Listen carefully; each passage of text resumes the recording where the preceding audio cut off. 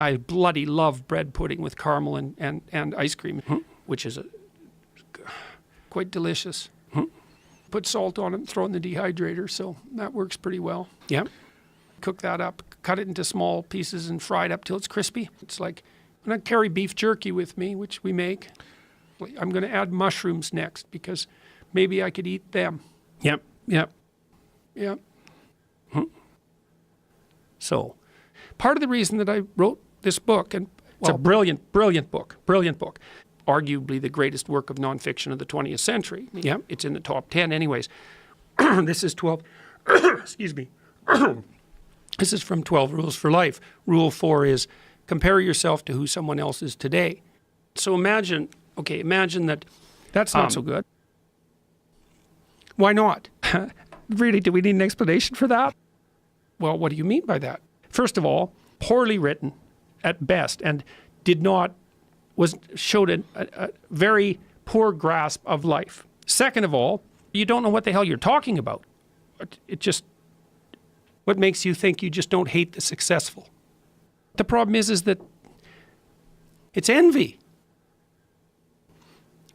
Well, guess what? I've had 3 affairs in the last year and they've all been successful. I haven't got caught. Aren't I a good guy?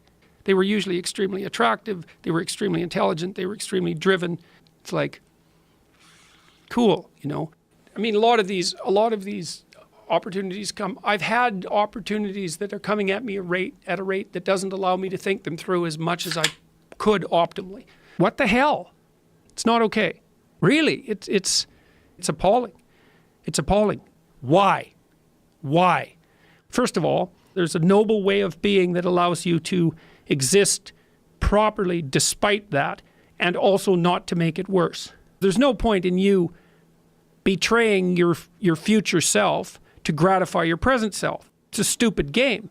Second of all, that's what you do with your wife. It's a reciprocal arrangement.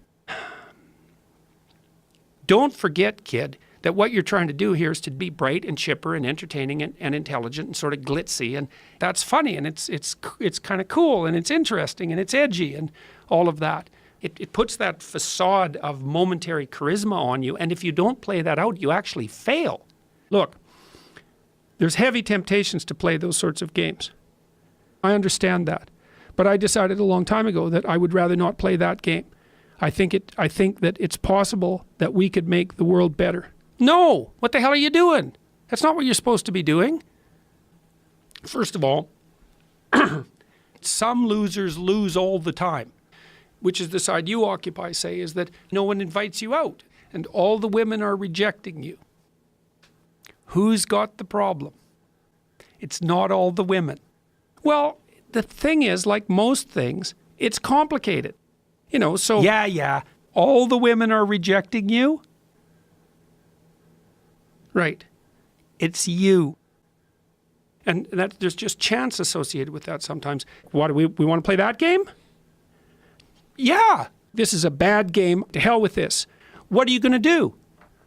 I'm not going to help make it better. But someone as insufficient as you might be able to manage it. This is no time to whine about it. I'm not going to get all guilty and lose. I'm going to get all cruel and win. How are you going to compete?